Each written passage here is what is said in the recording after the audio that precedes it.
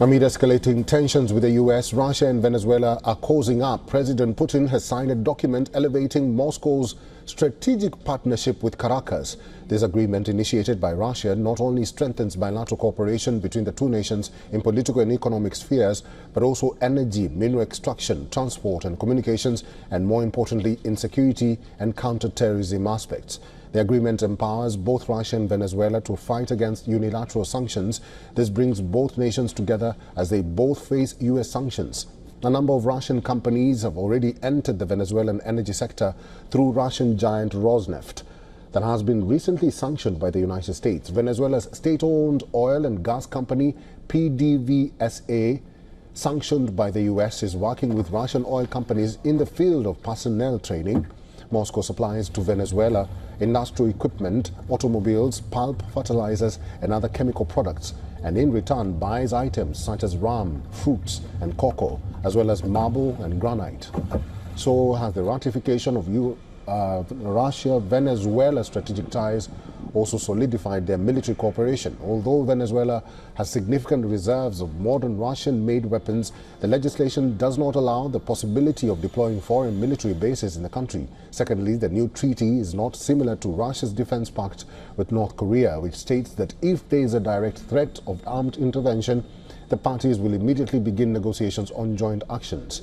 Article 14 of the Russia-Venezuela Treaty urges the parties to undertake and improve ties in the field of defense, carry out military technical cooperation in the interests of strengthening the defense capability and ensuring the security of the two countries.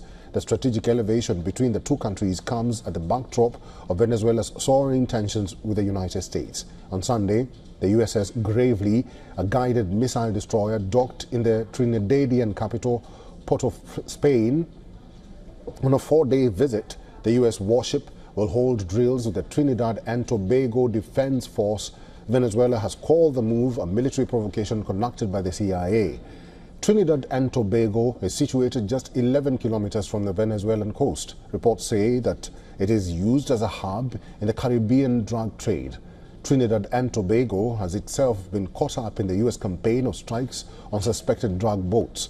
The ship's arrival comes amid a mounting military campaign by U.S. President Trump against alleged drug traffickers in Latin America, which has largely targeted Venezuelans and so far been limited to deadly strikes in international waters.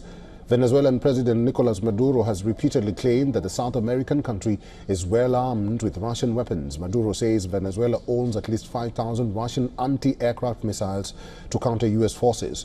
Venezuela has Russian-made Igla-S short-range missiles that form a key component of the country's air defense network. The question remains, given the strategic elevation of ties between Russia and Venezuela, apart from Russian munitions, will Russian troops fight for Venezuela?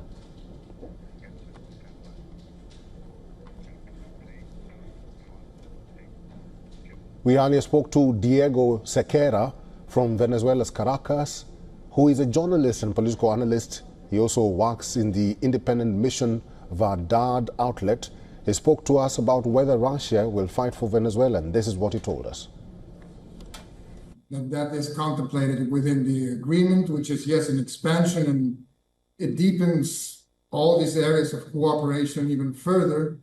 This kind of, well, you already reviewed it properly, but this kind of agreement, it's very specific and very strategic, and a few countries in the world have it, like with its nuances, be it Korea, North Korea, Belarus, or Iran, and China.